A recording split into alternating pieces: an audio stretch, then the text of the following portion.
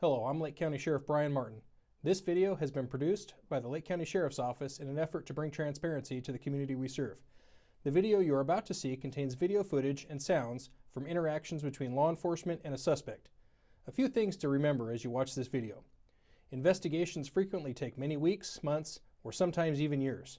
It is important to not jump to conclusions based solely on what you see or hear in this video. There are many factors taken into consideration as we do a full and comprehensive investigation. The purpose for this critical incident debriefing is to provide you with information pertaining to an officer-involved shooting which occurred behind the Clearlake Oaks Dollar General store on December 28, 2019 at approximately 9:50 p.m. You are about to see relevant video footage and learn about other evidence and Sheriff's Office procedures related to this case. The release of this information is intended to give our community a better understanding of what occurred based on what we know at this time. On December 28, 2019, Lake County Deputy Sheriff Wesley Besgrove was patrolling the Clearlake Oaks area. He observed a man, later identified as Craig C., riding his bicycle on the sidewalk next to Highway 20. Approximately 2 weeks prior to this event, Deputy Besgrove had investigated a report that Craig C. had shot a person in the foot. The victim in that case positively identified C., and Deputy Besgrove had submitted his investigation to the District Attorney's Office. Deputy Besgrove had not been able to locate C. prior to December 28th, the night of this incident. Deputy Besgrove turned his vehicle around and saw C. riding down the center lane of Highway 20 and eventually into the Dollar General parking lot. Deputy Besgrove contacted C. in front of the Dollar General. When Deputy Besgrove asked for C's name, C. provided him with a false name and birth date. While speaking with C., Deputy Besgrove saw what he believed to be a concealed Durker dagger hidden in C's waistband. Carrying a concealed knife is a felony under California law. With the intention to pat-search C for weapons, he told him to face away from him with his hands on top of his head. C turned away, began to lift his hands, and then ran away from Deputy. The deputy gave chase. During the chase, Deputy Besgrove's body-worn camera fell off and into the tall grass. The camera was still able to record the audio of the incident. While there is no video of the incident, the audio continues to capture the sounds of C fighting with Deputy Besgrove. The foot pursuit led around the building and into a creek bed. As the deputy caught up to C in the creek bed, he felt a popping sensation in his knee. Deputy Besgrove later learned that his leg had broken. As Deputy Besgrove attempted to subdue and arrest C, C began to violently fight with him. C grabbed Deputy Besgrove's arm and repeatedly bit him. During the fight, Deputy Besgrove deployed his pepper spray. The spray came back into Deputy Besgrove's eyes and did not have a subduing effect on C. C then began to gouge Deputy's eyes. The two struggled down a small hill with C landing on top of Deputy Besgrove. C headbutted Deputy Besgrove twice. The second strike caused Deputy Besgrove's vision and orientation to distort momentarily, but he recovered. At some point during the fight, C armed himself with the knife while continuing to fight with Deputy Besgrove. Deputy Besgrove ordered C to drop the knife several times. C attempted to stab Deputy Besgrove, and Deputy Besgrove grabbed a hold of the blade of the knife as the two continued to struggle for control of it. With both of his hands on the blade of the knife, Deputy Besgrove felt pressure on his holstered service weapon. Believing that C was trying to take his service weapon away, Deputy Besgrove reached down and confirmed that the retention device on his holster had been undone by C. C's hand was pulling on the grip of Deputy Besgrove's service weapon, trying to unholster it. Fearing for his life, Deputy Besgrove removed his service weapon and shot C several times in close proximity. Deputy Besgrove advised Central Dispatch that shots had been fired and C had been hit. Due to the deputy's injuries, he was unable to render aid to C or place him in handcuffs.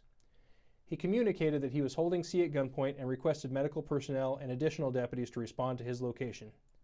Deputy Besgrove was transported to the hospital for treatment. Recovered from the scene was a fixed-blade knife. The deputy sustained a broken leg, a laceration to one of his fingers, several bite marks, and other minor injuries. C was pronounced dead at the scene. The Lake County Sheriff's Office conducts very thorough use-of-force investigations, which typically require investigators to interview multiple witnesses, view numerous hours of video footage, and analyze a significant amount of forensic evidence. These investigations can often take up to a year to complete, and our understanding of this incident may change as evidence is collected, analyzed, and reviewed. We do not draw any conclusions about whether the deputies acted consistently with our policies and the law until all the facts are known and the investigation is complete. Additionally, in Lake County, incidents involving the use of deadly force or incidents in which a civilian or an officer suffers great bodily injury are investigated independently by the District Attorney's Office. This is done to ensure that the investigation is in fact impartial. A word of caution: the images and information you are about to see may be disturbing. When a deputy uses force to arrest a suspect or defend against an attack, it can be graphic and difficult to watch or listen to. In addition, there may be strong language used by those heard in the voice recording. Viewer discretion is advised, especially for young children and sensitive viewers.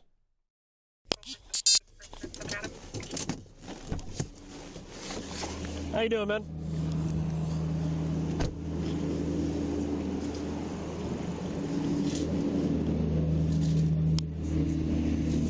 All right, so the reason I'm out here talking with you is because even though you had the headlamp, you have to have proper reflective equipment on the bicycle. You have to have light on the bicycle. You have to have a rear light as well.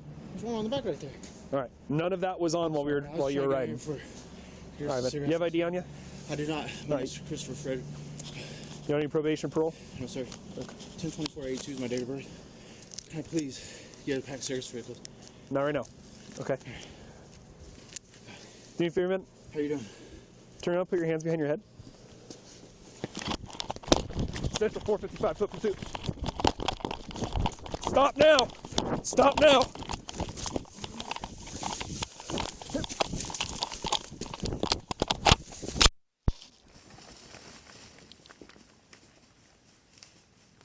Stop.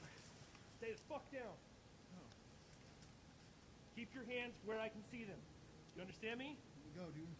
You don't let go of my hand, you're gonna need a sock. Come on, dude. You understand? Alright, I'll stop. You ain't stopping. Please, just let me go, dude. You ain't getting let go.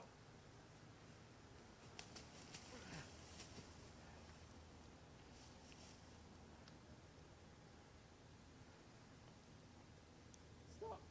No. Stop.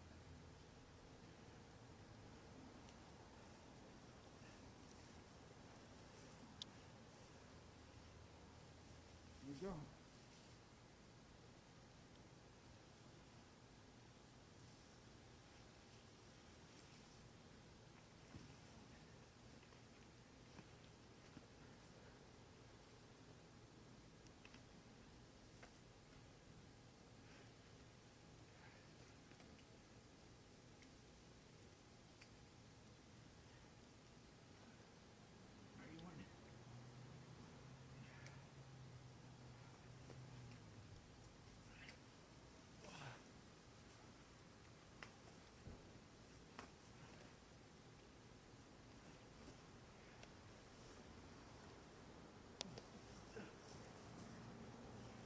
Drop the knife! Drop the knife! Get the fuck up! Drop that fucking knife! Drop that fucking knife! Drop that knife, dude. You let me go. No. Alright, I'll let you go. Drop that fucking knife first. You let go. I can't let you up that knife.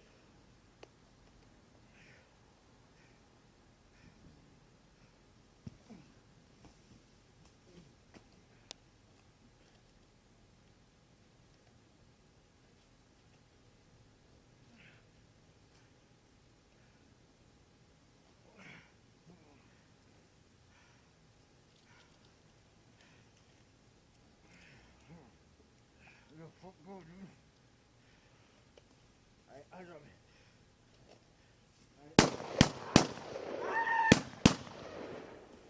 Central 455, shots fired. Shots fired.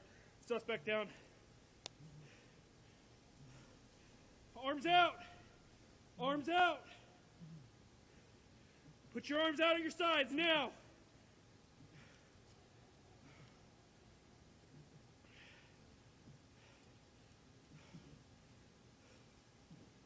Central 455, out behind the Dollar General. Suspect hit. Down at gunpoint. Do not move.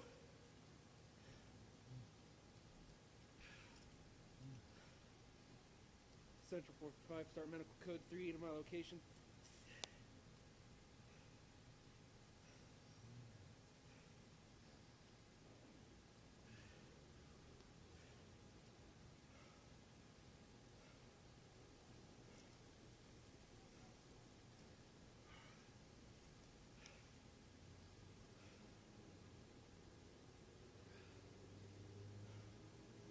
Keep your hands out.